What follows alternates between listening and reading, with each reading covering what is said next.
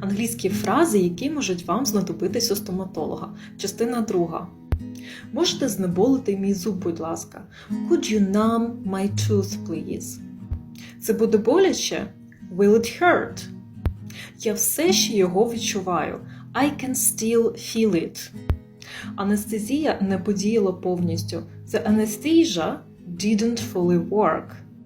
Через скільки часу я можу їсти? How long before I can eat?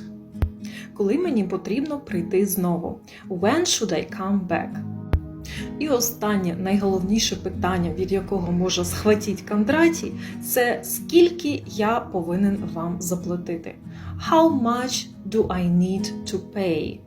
Якщо ви хочете, щоб вас схватив Кондратій перед процедурою, спочатку, перед лікуванням, тоді ви можете сказати how much do you charge? Скільки ви берете грошей?